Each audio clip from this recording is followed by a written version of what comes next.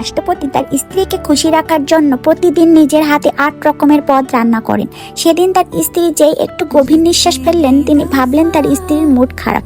তৎক্ষণাৎ তিনি $5 million pocket money হিসেবে পাঠিয়ে দিলেন।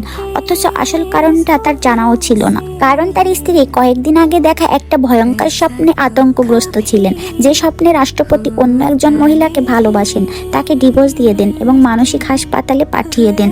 স্বপ্ন দেখে তিনি এতটাই ভয় পেয়ে গিয়েছিলেন যে ঠিক করলেন যে কোনো মূল্যে এটা হতে দেবেন না। পরের রাতে যখন শোনালেন রাষ্ট্রপতি কারো সঙ্গে ডিনার করবেন, তিনি ফোন করে বললেন আজ রাতে কিন্তু বাড়িতে এসেই ঘুমাবে। কিন্তু বাড়ি ফেরার বদলে হাসপাতাল থেকে ফোন এলো যে রাস্তায় তার অ্যাক্সিডেন্ট হয়েছে। স্ত্রী তৎক্ষণাৎ ছুটে হাসপাতালে পৌঁছালেন এবং স্তম্ভিত হয়ে গেলেন, কারণ তাকে নিয়ে আসা মহিলাটি ঠিক সেই মহিলা যে তার স্বপ্নে এসেছিল।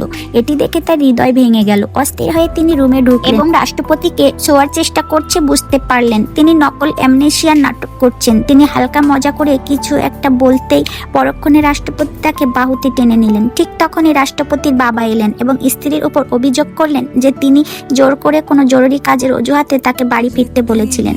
স্ত্রী চুপ করে রইলেন, কিন্তু রাষ্ট্রপতি তার পক্ষ নিয়ে বললেন এটা তার দোষ নয় এবং মিথ্যে বললেন যে তিনি নিজেই ইমার্জেন্সি কাজে ফিরে এসেছিলেন। এখন সেই চালাক মেয়েটি বলল তার কাছে টাকা নেই, সে এখান থেকে রাষ্ট্রপতির দেখাশোনা করতে চায়, কিন্তু রাষ্ট্রপতি মানা করলেন। তারপর রাষ্ট্রপতির বাবা জানতে পারলেন মেয়েটি একজন ছাত্রী।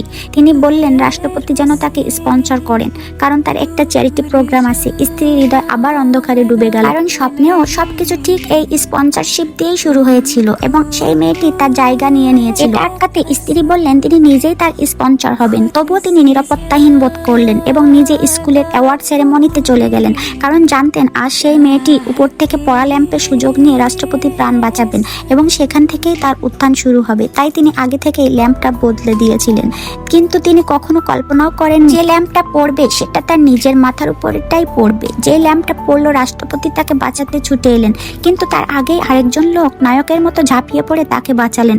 রাষ্ট্রপতি তো তখন রাগে জ্বলে উঠলেন। 1 সেকেন্ডেই তিনি স্ত্রীকে সেই লোকের কাছ থেকে ছিনিয়ে নিলেন। সবার সামনে স্ত্রীকে কাঁধে তুলে নিয়ে সেখান থেকে বেরিয়ে এলেন।